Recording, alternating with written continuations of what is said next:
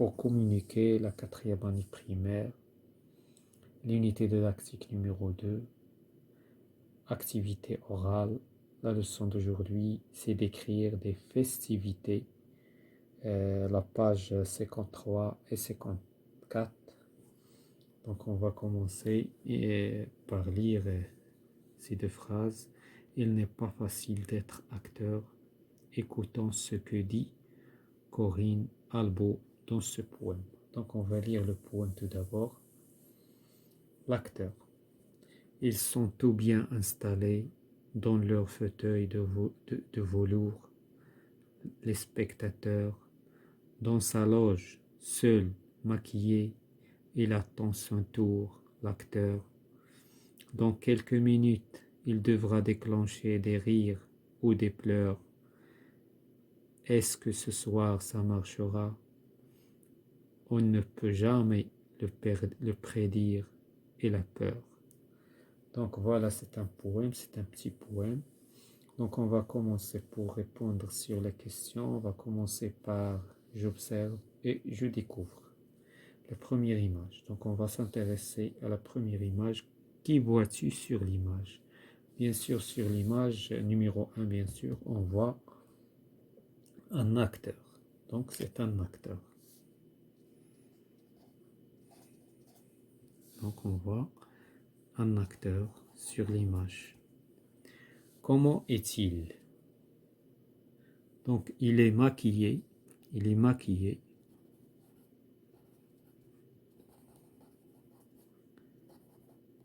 Maquillé. Et il est seul. Donc, où est-il? Donc, il est dans sa loge. Il est dans sa loge.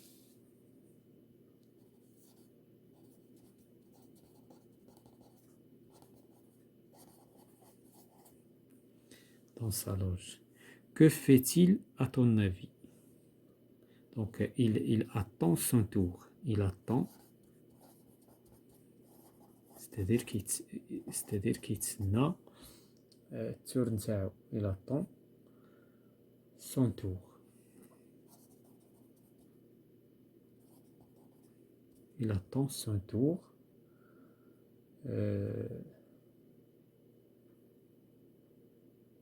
C'est-à-dire le début, le début du spectacle. Il attend le début du spectacle. Donc la deuxième image, dans la deuxième image, qui sont ces personnes? Ces personnes, bien sûr, ce sont des spectateurs. Des spectateurs mutafarrijin. Des spectateurs. Où sont-elles? Et où sont-ils? Ici, où sont-ils? Où sont-elles? Donc ils sont, où sont-ils? Les spectateurs sont installés dans des fauteuils. Sont installés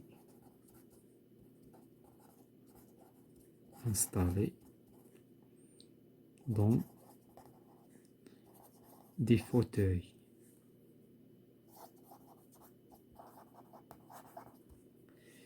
Pourquoi sont-ils là?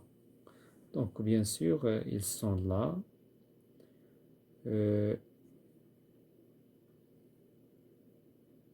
Ils sont là pour, et donc ils sont, on va l'écrire ici, ils sont là pour assister un spectacle, ou bien une pièce de théâtre, un spectacle, ou bien une pièce de théâtre. Donc voilà, on passe à la page suivante pour répondre sur les questions de la rubrique je manipule et je réfléchis. Je lis silencieusement le poème. Nous avons déjà lu le poème. De combien de strophes est-il constitué? Donc la strophe, Donc ce poème est constitué de 4 strophes. Voilà la première, la deuxième, la troisième et la quatrième. Donc les strophes, il y a entre une strophe et une autre, il y a un espace. Donc nous avons ici 4 strophes. Donc combien de strophes? 4 strophes. La deuxième question, de qui parle la première strophe et les trois dernières strophes. Donc la première strophe, il parle de l'acteur. Donc la première parle de l'acteur, yani de l'acteur. Ah non, pardon. La première parle des spectateurs. Donc on va utiliser. Donc la première strophe parle des spectateurs, ce n'est pas de l'acteur, spectateur.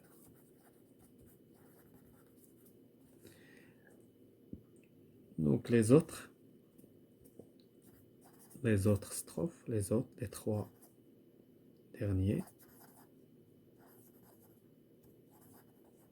dernières strophes, les trois dernières parlent de l'acteur. Donc, où sont installés les spectateurs? Bien sûr, les spectateurs sont installés dans des fauteuils. Donc, on va l'écrire avec une autre couleur. Donc, ils sont installés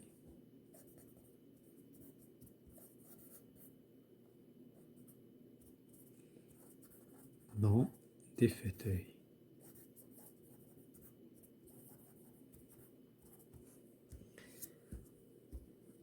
Que sont-ils venus faire au théâtre? Bien sûr, pour assister, donc,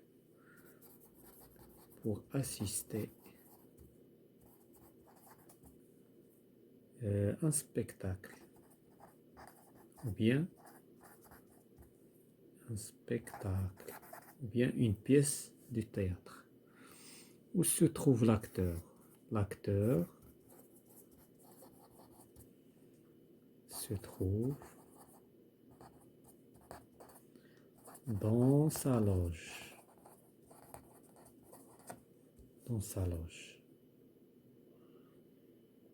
Donc la dernière question, pourquoi a-t-il peur? Donc pourquoi a-t-il peur? Il a peur car il ne sait pas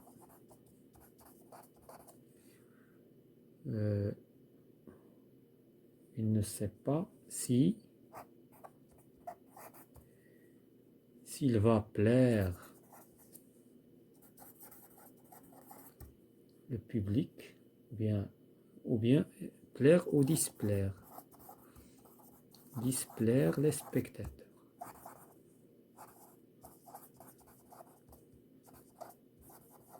Et en plus, il y a ce qu'on appelle le trac.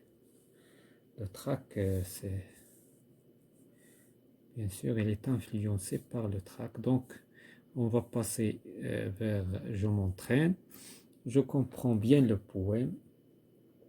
Le velours, c'est le tissu couvert de poils. La loge, la petite chambre dans laquelle se prépare un acteur. Donc, la loge, c'est où il est l'acteur dans l'image numéro 1. Prédire, savoir d'avance. Je mémorise le poème, je le dis avec 3 de mes camarades, ça c'est au sein de la classe. Je m'évalue, je prends la parole devant mes camarades pour parler de l'acteur et de ce qu'il reste avant de passer ça sur la scène.